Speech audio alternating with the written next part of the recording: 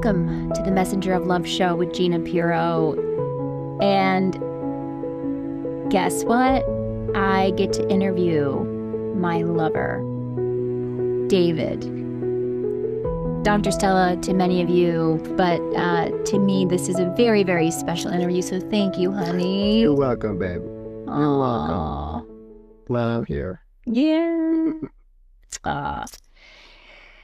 This is such a delight because when I met David 9 years ago, let's say a decade, almost a decade. Almost a decade. It sounds like. He was filled with so much pure love. You were. And I did not know how to receive it. I mean, at first it kind of scared me a little bit because he was just pure light, pure love. And I'm like, whoa, that's a lot. How do I receive that? And so I wanted him to come on the show because you've taught me so much about like love and what love is and how we can be more loving. And I know that from your experience and your past and the things that you've studied and your life's work, you live like this every day. And it's so inspiring. I'm more loving now, okay, because I've been with Mr., Stella for a while, but, and not to say I wasn't loving, but I definitely have more love of self, especially. And that is a result from being around you so much and seeing how you live and how you carry yourself and the things that you do to be of love all the time. Yeah. So why don't you kick us off, Dr. Stella? Oh, my honey. 300 and kicks. 300 kicks. That's a joke because that's how many kicks she did as a rocket. Yeah. Go ahead, yeah. He loves that I was a rocket. Anyways, tell the audience a little bit about you, like how you grew up and how you just began this journey living in light and love. I think since I was, very young, I always wanted people to be comfortable, like happy, content, peaceful. I'm truly one of those people that like peace. And people say, no, arguments are normal and, back and forth is normal. I'm like, I don't know if that's normal or not, It's okay to scream and yell sometimes. And I'm like, oh, I don't know about that. But for me, I always wanted people plus myself, because when they're comfortable, then I can be comfortable, right? Because I'm empathing their whatever is happening with them. So in the environment that I'm in, I want people around me to feel at peace. Somehow. I don't know how, right? I don't know what to say to them or what to do. And that kind of came later in life. But I think that's my essence, is just to be at peace, and to find things that bring me peace. And a lot of that is just doing nothing most of the time. Like I'm not on the phone. I don't, I like to relax. And when I'm, say, laying down, I'm meditating, or I'm just in my zone of like nothingness. And I do ask a lot of questions, and in the nothingness, I can get the answers. But I really like a calm environment, in our home, in our workspace. I want the people in our workspace to be, calm and loving and in their body. And that's what we teach, is to basically learn self-love. And it's been a trick because people think it's selfish to do self-love. Yeah. If you're a mom and you have to take care of kids and you think you've got to take care of the kids, but if you do something on your own, like have you ever seen your mom go take a retreat, take an hour just for yourself in the afternoon. If the mom were ever to say that, the people would be like, no, there's no time. Yeah, exactly. You chose to be a mom and now you get to take care of your kids. Yeah. But that's a trick. If you were to go, what's my biggest contribution on the planet? Is it loving other people, or is it giving money to people or helping others? or is it self-love? That is our biggest contribution. People are like, what's my purpose? Self-love. What am I here for? Self-love. It always goes back to that, and then you can decide from there. But that is our biggest, as I tested all these different things, and what is our biggest contribution for me, for you, for anyone, it's self-love. Because once we're in that frequency of self-love, then we can be something from there. And if you were to ask yourself, okay, on a scale of 1 to 10, 10 being high, where am I on self-love? I was like a 0, and I just figured this out like 6 months ago. And I'm like, okay, so then I do what I do to get myself up to because we put other people first. We agree to do this, or we agree to listen to somebody that took away our self-love. So as we're getting rid of all these agreements that we've agreed to do or agreed to listen to that keep us away from the core of our self-love. Not self-care, but self-love. You and I talk a lot about self-love and care, and you are such a beautiful invitation for me when I'm in my zone. That zone can be doing a lot, productivity, like go getting it, you know, and you're such a wonderful invitation and a reminder, like, hey babe, on a scale of 10, 10 being the best, where's your self-love today? And I'm like, 2. You know, it's a good awareness. Yeah, it's such a great awareness. And what I would love for you to share, though, because so many people ask, like, what's self-love? How do I get self-love? You know, I think there's so many curiosities about it, and I think there are resources out there on self-love, and yet I think a lot of people are still confused about what that is. So what is self-love for you, and how might someone listening start to just begin the journey of self-love? So going back to rating yourself, like where am I on self-love? Like 1 out of 10, you know, where am I? Okay. So what I did is when I broke this down, I said, so what's in the way of me being in self-love? And that was agreements. That was where I agreed to listen to someone. Okay. Now, if someone criticized me, I agreed to take that into my body, which diminished my self-love for myself. Oh, let's pause. This is good. This is a great teachable moment. Okay. This is a great teachable moment. You know, how many of you have been criticized and then taken that as like your truth? And that's what you're talking about, you know, whether it was young or maybe it was in a class, or it might have been a parent or an aunt or a teacher, you know, who just said something to you, or a loved one. Yeah. And then you take those words, or you take that. You agree to listen to that and make that your truth. That's what you're talking about. Whew. Yeah. So agreements can be, you can see agreements coming up from the ground. You don't have to try to figure out all your agreements, but you just want to see all the agreements coming up in front of you and then just vanishing. Poof. Poof. Agreements in this lifetime, agreement, we can just bring it up and then poof. That's how easy it is. That's how easy it is, because you will go all day long. I like when you do it, though. I like when my honey, you know, when I'm having a moment of, you know, low self-love or judgments, I'm like, babe, can you help me clear that? What do I got to do? What's the choreography? You know, we go through it, and I'm learning so much about love from you. It's remarkable. How would you define self-love? Like, for those listening, like, I know we each have our own definition, but what is it for you? Like, how do you define it for you? How do you observe? What are you observing when you're asking yourself? It's about what you agree to do, or agree not to do, or agree to listen to. Because in self-love, if you have 10 things to do during the daytime, and your body wants to do 4 of them, but you are going and doing 10 of them, okay. You have taken away self-love, because you're pushing your body into something it doesn't want. It's okay to push, you know, to a point, to stretch yourself. But when it comes to agreeing to doing things, agreeing to doing this for somebody, or it's about agreements about what you're doing. At the expense of your self-love.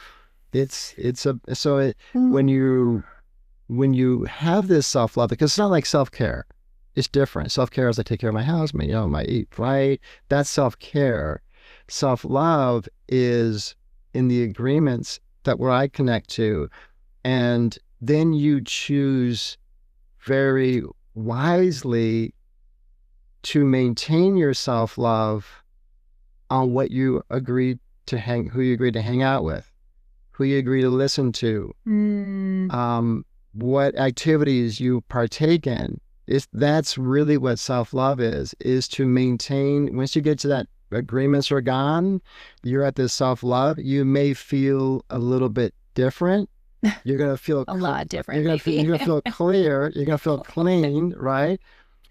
But then when you start to agree, let's say someone said something and you agreed to it, your self-love just went down. If it was a criticism, if it wasn't true.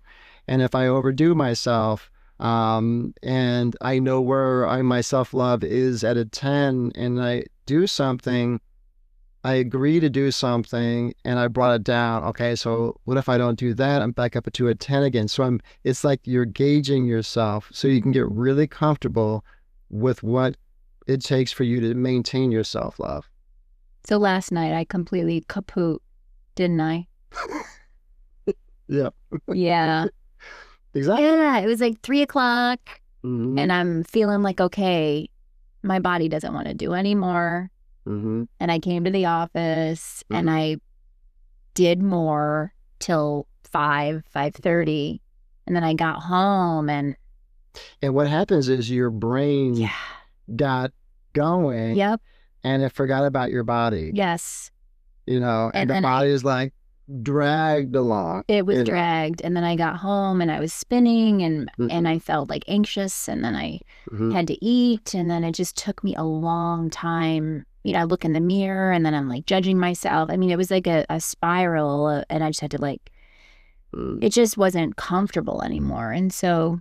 And the judgment of yourself, that's another agreeing to judge, because this is where when we judge ourselves, you can ask, on a scale of 1 to 10, how much do I judge myself? As dancers, it's a part of your lineage, because you're high up on that scale, everybody. So dancers are constantly judging themselves. Yeah. And in the judgment of self, you hold in dysfunction in your body. Judgment leaves, and then these things leave your body, and that creates self-love. So you're agreeing to judge yourself. Right. You're like agreeing to the judgment made about you, or you're agreeing to the judgment that someone has for you. Yeah. Or making about yourself. Exactly. Yeah, I know you've helped me a lot with that. Because, I grew up dancing and judging others and judging me, and this whole high achieving mindset filled with judgments. And so once you taught me the choreography, wink, wink, to release and clear those judgments every day, the love of myself has grown. The comfort I feel in my body has grown. The desire to love is even greater. It's a really important question to ask yourself. What is my judgment of others, and what is my judgment of myself? And if you're above a 2, if you're an 8 or a 9 or a 10, we can give you a tool to remove these judgments from your body. Just make everything interesting. Make you interesting. Your hair, your skin, interesting. Interesting point of view. I have this about just as an interesting point of view. Yeah. Just keep everything interesting, and it keeps everything. You're so good at that. Stella, I call him Stella too, but he's like, oh babe, just go over there and make it interesting. And I'm like, you sound like it's so easy. And here I am like, what's the choreography? Like, I need a step 1, 2. And he's like, I just go over there and do it, because for you, it's easy because you've been doing this for so long. But going back to when you were younger, you made a decision to be at peace. Like, you valued peace you were valuing peace more than you were like a career or, you know, something like that. And you and I have talked, like, I definitely valued my career and my passion more than I did peace. Right. And so, yeah, in my career, I wanted to find a job where I could take 2-hour breaks. You know, I wanted a job that I could, you know, be in the health industry, doing whatever I had access to at the time to make people feel better. But it was really about, I wanted to design my life around my balance of myself. Like I take the mornings off, you know, I take lunches. When I work, but I don't work all day. I work half days. If I had to work all day, I wouldn't be happy. You know, it's just too much. And I've done that work before, and I saw myself, and it just didn't vibe well as long term. Like, you want to ask your question of, okay, so what am I going to look like in 20, 30, 40 years? You know, if I keep this up. Trust me, I am asking that question at 45. What's going to happen? How are my adrenal glands going to look? You know, how's my stomach and body going to feel? Maintaining a pace that doesn't make sense. Because at the end, it's not going to make sense. It's not going to feel good. It's not going to feel good. Yeah. Mm-mm. So how do you design your life? And I change my schedule all the time. Yeah. I have people that other chiropractors that are afraid to change their schedule because they'll feel like no one's going to show up. I constantly change my schedule based on what I feel is going to be beneficial for me. Well, we change it maybe not constantly. People change it. I mean, they don't change it ever. Yeah, no, you know, I'm proud of you. 9 to 5, and then they keep it. You know what I'm saying? So yeah, always asking the question of what am I agreeing to maintain, or not going to agree to maintain my self-love at a high level. Mm-hmm. For those listening, what is like a baby step to begin the journey? Yes, asking the questions, you know, but like for someone who's like, I just want to get started, and they're not able to change their schedule yet, right? Like that might seem like further down the road. Like, what's that one thing like people could start right now doing? You ask God to give me a download of self-love or divine love, and it'll happen. That's all you got to do. Why don't you share the question you were asking before you met me? Oh, babe, there's a lot of questions. Well, the one about the heavenly realm, soulmate. I thought this was so beautiful. The God angels show me my soulmate in the heavenly realm. Yes, that one. Oh, we went to this. Yes. Okay. Oh, let's deliver that. Listen to this. So before David and I met, this was the question he was asking. So hit it. And I love doing this in front of Whole Foods, by the way. Because I always knew I was going to meet someone at Whole Foods. And that's where our first date was. Yeah, our first date was at Whole Foods. I know it could have been a better place, but that's why you were taken to Whole Foods on your first date. But the question is you ask God, angels, please give me my soulmate in the heavenly realm. And you put your hand in the air, and then you wait for the hand to take your hand, and then you put that hand in your chest. And then you let it go. Just let it go. Let the universe conspire for you. And I knew you were there, you know, you're out there floating around, and I knew Whole Foods was a place. You love Whole Foods. Like, she won't go to Trader Joe's. Sorry, Trader Joe's, but Whole Foods. Trader Joe's is like right up the street. Sprouts, you know, but Whole Foods. So I had that. I was hung out at Whole Foods all the time, drinking my coffee outside. Got angels. And I knew it was out there, and I didn't rush. Mm-hmm. You know, I didn't feel like, I was patient. I'm glad you mentioned patience because, in scripture, love is patient, love is kind, and your heavenly realm soulmate, me, But it took you a while to embrace that. Patient. I will say impatient.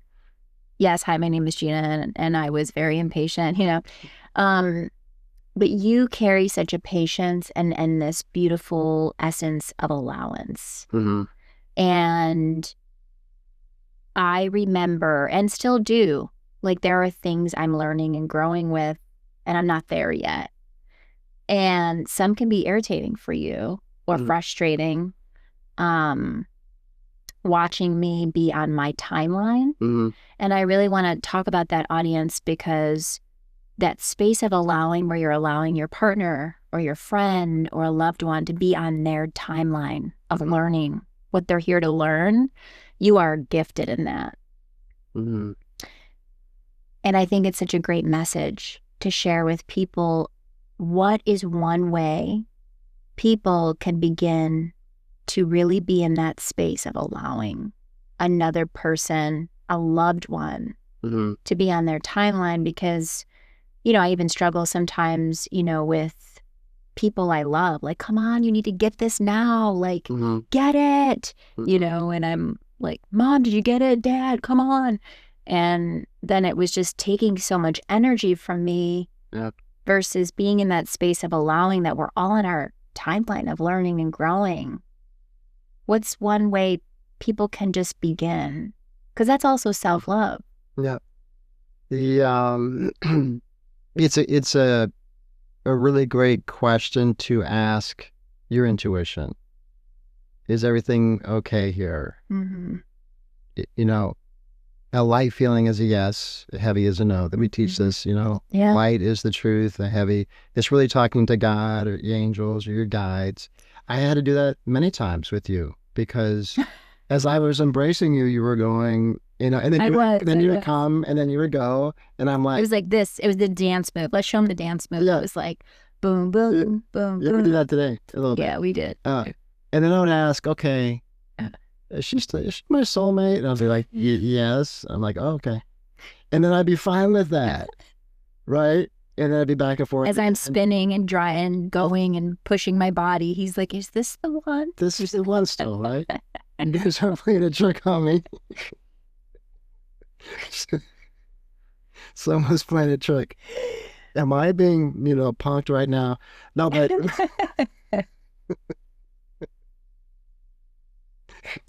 but yeah, asking the question where you're tapping into your intuition. Yeah. Body, if I ask a question, I say yes, give me a light feeling. If it's a no, give me a heavy feeling. We all have intuition. We all have a connection to spirit and God and all that. Start asking questions. Asking you shall receive. Start asking questions in the sense of, am I on my path? Okay. Is my babe on her path? Okay. Are we okay here? Yeah. Is there anything for me to do right now? You're going to get these answers. Yeah. And allowing for your person, the person you're with, to be on their journey. Mm-hmm. And not to make your journey my journey and vice versa. But really allowing you to make learning decisions. Yeah. Where I might say, if you ask me, but I really don't chime in unless you ask me. Mm-hmm. Like I won't say anything. Same thing with the kids. If they're doing something, I'll just go, okay. They're going to be okay? Yep, they're going to be okay. Then they're going to go on their journey. They may cry. They may fall apart. They may get, stronger. But that's our journey. That's their karma. Yeah. And I'm allowing a person to live their karma and their lessons. We have to allow people to learn their individual lessons because that's what they came here for. I have my lessons, so there's a law of the universe. Do not take on someone else's karma, their lessons. That's helped me a lot too. Yeah, because you'll put that on yourself. So like helping people. Helping people, a lot of times is taking on people's karma. Yeah. And you've especially when they don't ask. Yeah, when they're not asking for help. Disclaimer, do not help those who don't ask for help. Yeah. You know, I remember learning that a long time ago. Well, maybe I didn't learn it. Maybe I heard it, and now I've learned it. Because, you know, my nature is to help and want to be there. But you've taught me, you know, when someone's asking for help, that's the gateway open. Or a question I love, and I love asking, you know, Malia, our daughter, that question, you know, like, hey, what kind of support do you need today? And if the answer's nothing, then that's the answer. Yeah, like not butting in on other people's timing or paths, or even just butting in to help. You know, we're interrupting. You've taught me we're interrupting that person's journey. So there's, our journey, their journey, and then the space is kindness and compassion and unconditional love. So that is the question that when someone's coming with you, then you can say, so what's give me what's kindness and compassion and unconditional love, so I can be that for that person. Yeah. Not the answer for the person, but kindness, compassion, unconditional love. And that's where our space is. Once you cross over to that space, you get into their space, and that's where you start picking up their stuff on your body, and that can cause a dysfunction in your own body. I love watching you be a dad, and I've said this to you, I think, since when we met. You have this beautiful approach with your children, allowing them to be on their timeline.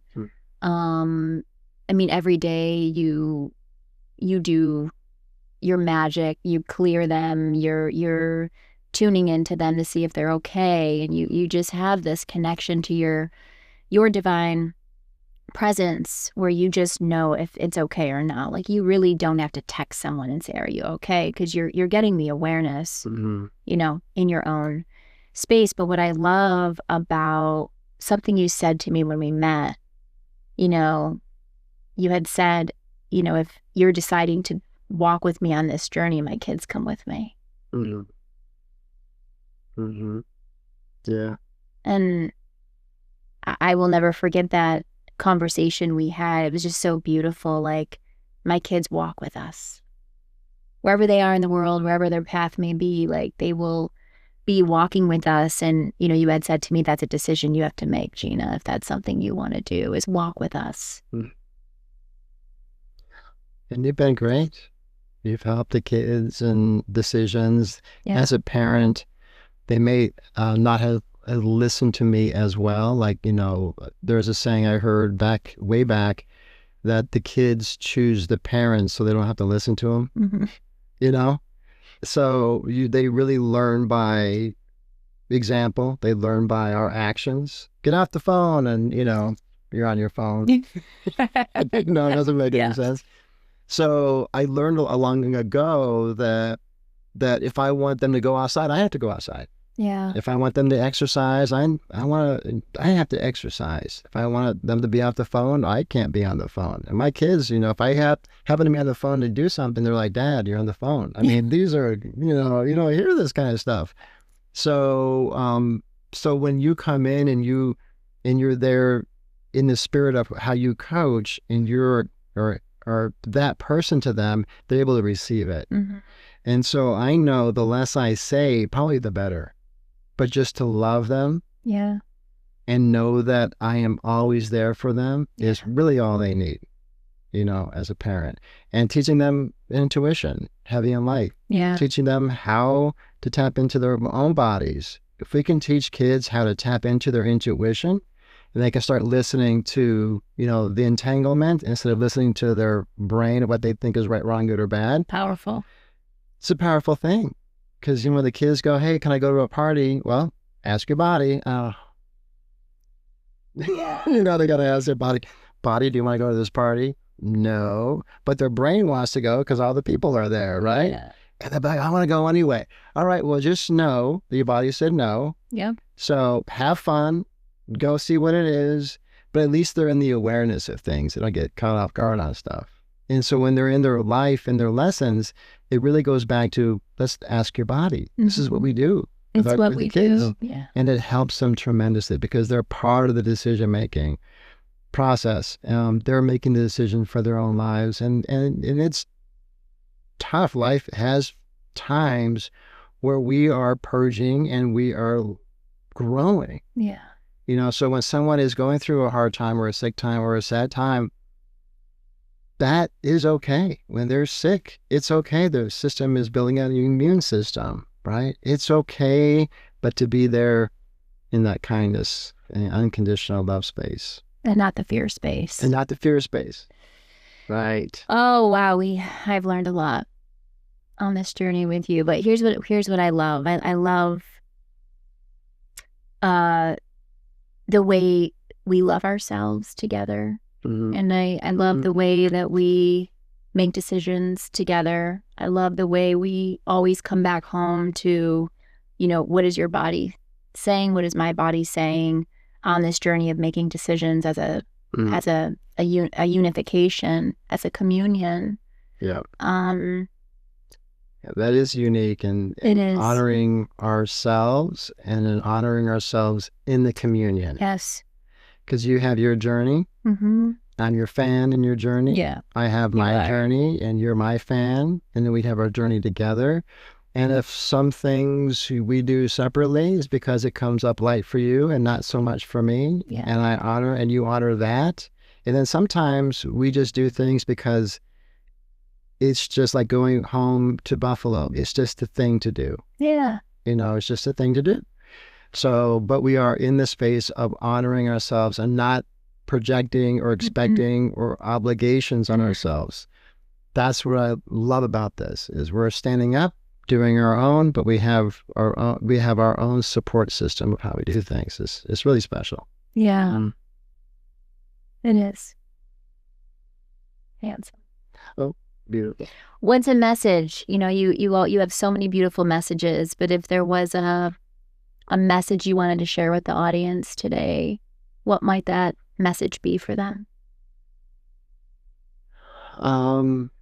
Ask questions. Ask questions. Ask for downloads of feelings to come into your body. Ask for divine love to be given to you.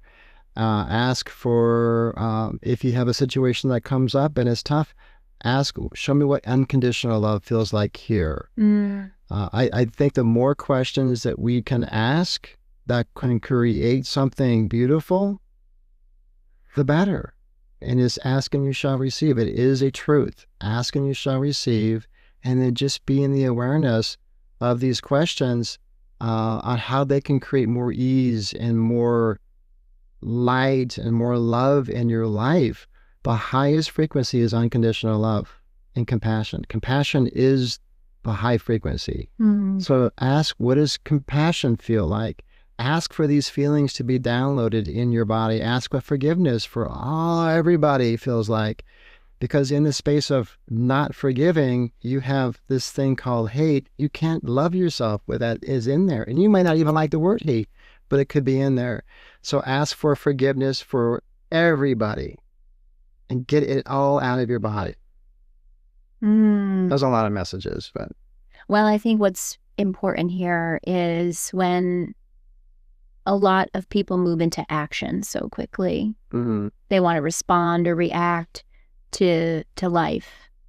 And something that you stand for, that you value, is asking the question and then just being in the awareness instead of feeling like you have to like physically do something all the time.